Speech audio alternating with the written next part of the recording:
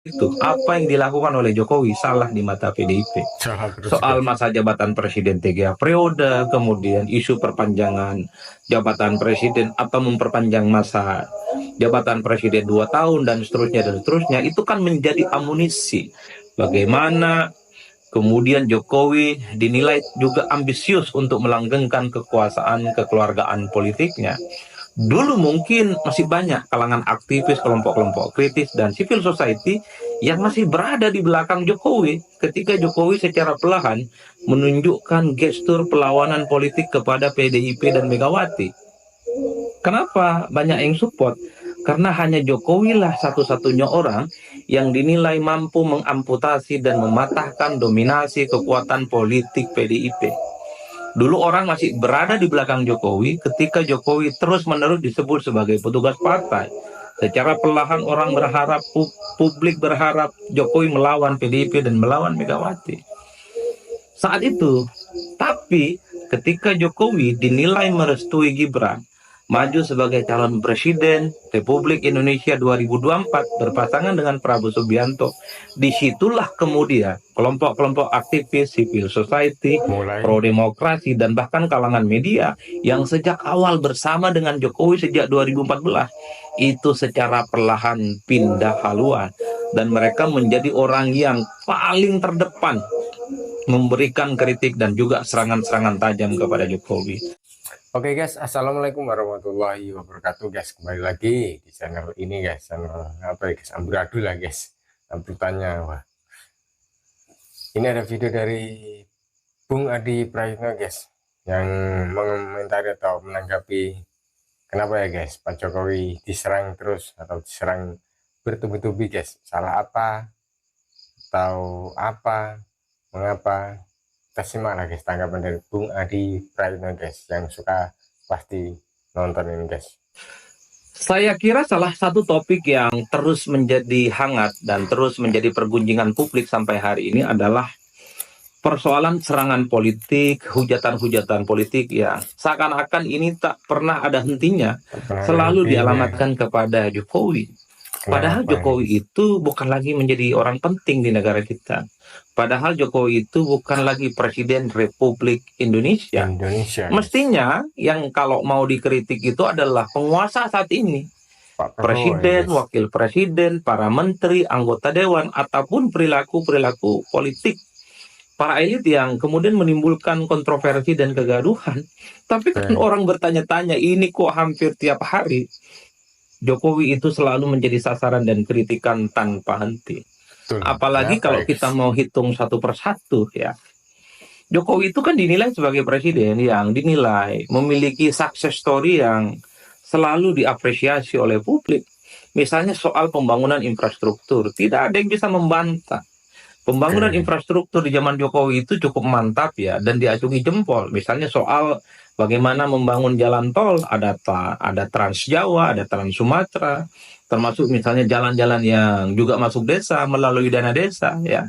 Kemudian ada begitu banyak bandara yang dibangun, begitu banyak misalnya pelabuhan yang dibangun, termasuk misalnya embung-embung yang dibangun. Itu kan sebagai ikhtiar supaya pemerataan ekonomi itu tidak lagi terpusat hanya di Jakarta, tidak lagi di Jawa, dan tentu merata di daerah-daerah yang lainnya.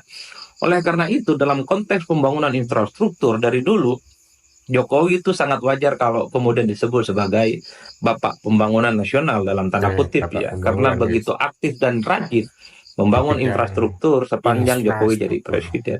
Begitupun misalnya terkait dengan bansos, suka tidak suka, bansos yang diberikan oleh Jokowi itu kan cukup masif ya.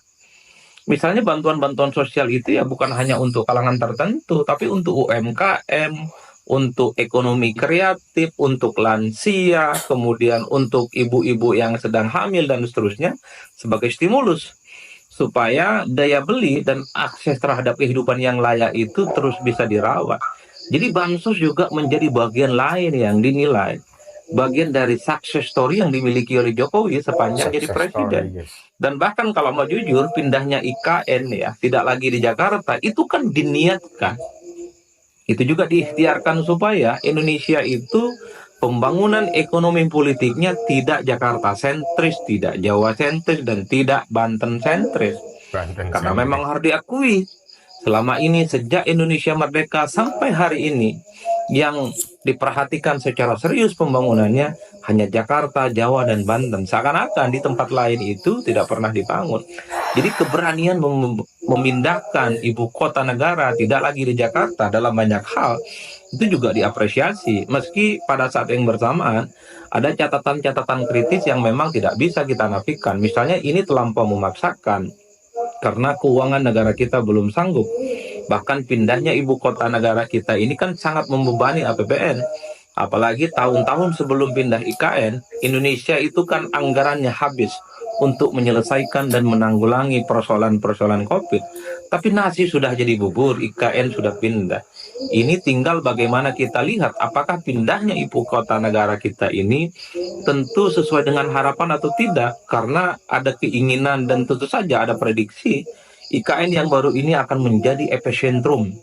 Bagaimana peradaban-peradaban baru akan muncul, peradaban ekonomi, Oke. peradaban kebudayaan, peradaban politik, sosial, dan seterusnya, dan seterusnya. Itu yang kemudian dinilai bahwa Jokowi ini sudah meletakkan batu bata pertama. Bagaimana Indonesia itu bukan lagi hanya sebatas Jawa, Jakarta, dan Banten sentris ya. Termasuk misalnya kalau kita mau jujur, kita membaca hasil-hasil survei sebelum Jokowi lengser jadi presiden, approval rating atau tingkat kepuasan publik Jokowi yang kemudian surveinya itu dirilis hampir tiap saat, itu kan sampai langit ketujuh. Wow, langit ketujuh. Hampir menyentuh 90% masyarakat kita katanya menurut survei-survei itu.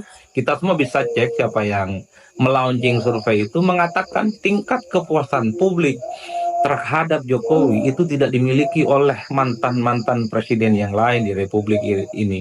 Hebat kan? Itulah yang kemudian orang kemudian bertanya-tanya, kenapa ya di tengah begitu banyak kesuksesan-kesuksesan Jokowi, tentu banyak lain ya, dan tidak mungkin saya sebutkan satu persatu, tapi masih saja Jokowi setelah tak lagi jadi presiden terus dikritik, terus dibully, terus diserang tanpa henti. Tapi kalau kita mau rajin ya, kita lihat satu persatu, kira-kira apa yang kemudian membuat Jokowi itu terus dibully dan dikritik sampai hari ini. Pertama, ini tentu tidak terlepas konflik politik antara Jokowi dengan PDIP.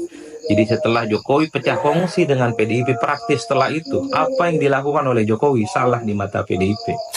Soal masa jabatan presiden 3 periode, kemudian isu perpanjangan jabatan presiden atau memperpanjang masa jabatan presiden 2 tahun dan seterusnya, itu kan menjadi amunisi. Bagaimana kemudian Jokowi dinilai juga ambisius untuk melanggengkan kekuasaan kekeluargaan politiknya. Dulu mungkin masih banyak kalangan aktivis, kelompok-kelompok kritis, dan civil society yang masih berada di belakang Jokowi ketika Jokowi secara perlahan menunjukkan gestur perlawanan politik kepada PDIP dan Megawati. Kenapa banyak yang support? Karena hanya Jokowi lah satu-satunya orang yang dinilai mampu mengamputasi dan mematahkan dominasi kekuatan politik PDIP. Dulu orang masih berada di belakang Jokowi ketika Jokowi terus-menerus disebut sebagai petugas partai. Secara perlahan orang berharap, publik berharap Jokowi melawan PDIP dan melawan Megawati. Saat itu, tapi ketika Jokowi dinilai merestui Gibran maju sebagai calon presiden Republik Indonesia 2024 berpasangan dengan Prabowo Subianto, disitulah kemudian kelompok-kelompok aktivis, civil society, pro-demokrasi, dan bahkan kalangan media yang sejak awal bersama dengan Jokowi sejak 2014 itu secara perlahan pindah haluan dan mereka menjadi orang yang paling terdepan memberikan kritik dan juga serangan-serangan tajam kepada Jokowi.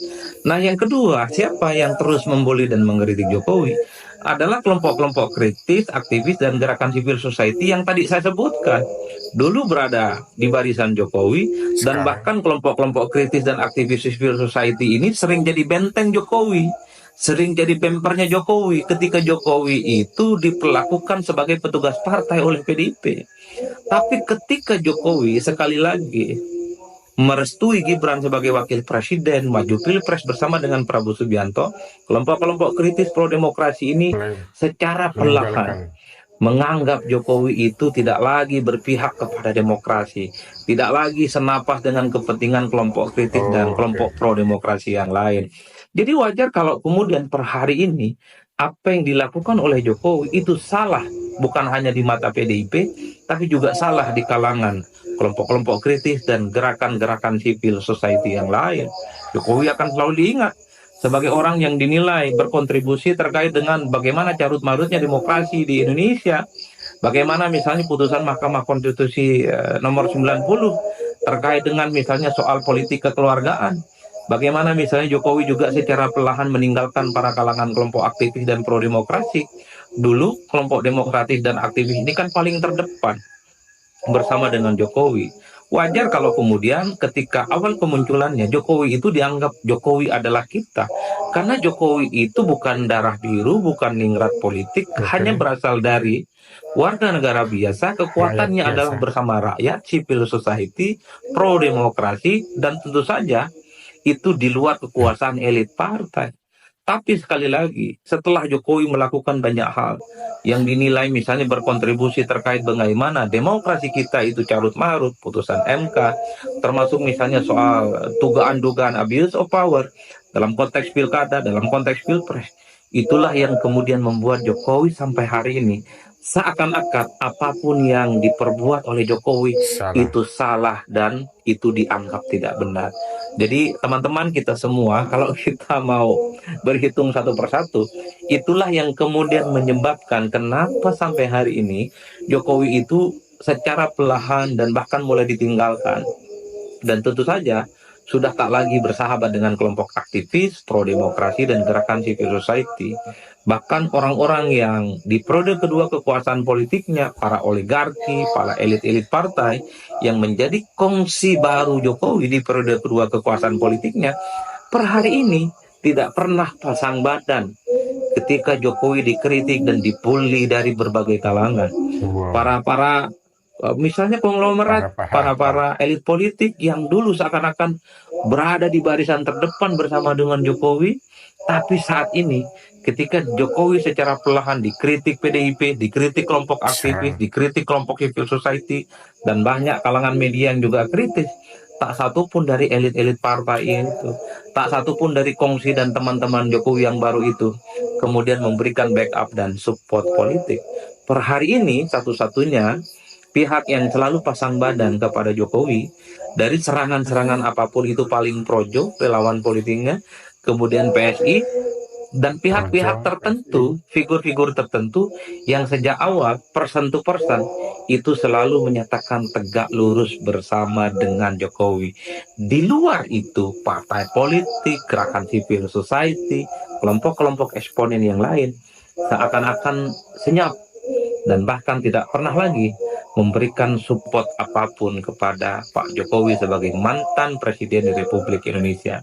Jadi semuanya sangat tergantung teman-teman, mau berada di pihak yang mana.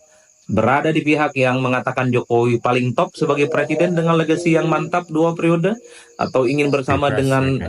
apa yang selalu disampaikan oleh PDIP, atau bersama dengan kelompok-kelompok aktivis, gerakan civil society, dan gerakan pro demokrasi yang lain.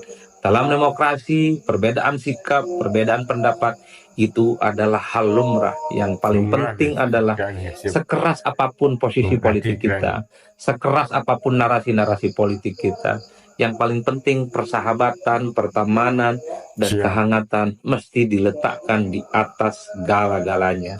Maknai politik biasa-biasa saja, maknai politik itu ala kadarnya, persahabatan dan perkawanan itu Tetap jauh lebih penting dari terpenting persoalan. guys.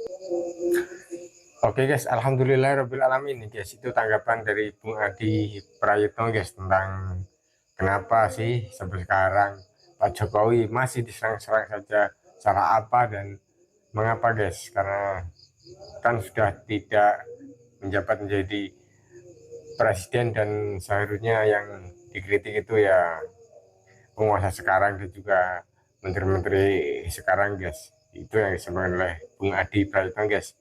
Dan juga menurut Bung Adi Prayitno, ketika Pak Jokowi mulai apa ya ditinggalkan oleh pendukungnya guys, termasuk dari partai-partai dan juga pendukung aktivitasnya itu guys, yaitu karena Pak Jokowi apa ya guys, mendukung atau mencalonkan anaknya yaitu Mas Gibran Raka Buming Raka untuk menjadi capres guys di 2024 yang kemarin guys. Entah apa mengapa ya guys, mungkin untuk orang-orang itu ya menganggap apa ya guys, merusak demokrasi lah ya kan, istilahnya gitu kan. Aku pun belum tahu guys, ini masih menjadi pro dan kontra guys. Apapun yang apa ya guys terjadi lah istilahnya, untuk diperpolitikan kita tetap berkawan dan tetap bersaudara, tetap berteman guys. Kita nilai politik biasa saja guys, sekadarnya guys. Oke, wassalamualaikum warahmatullahi wabarakatuh. Gambas LJ.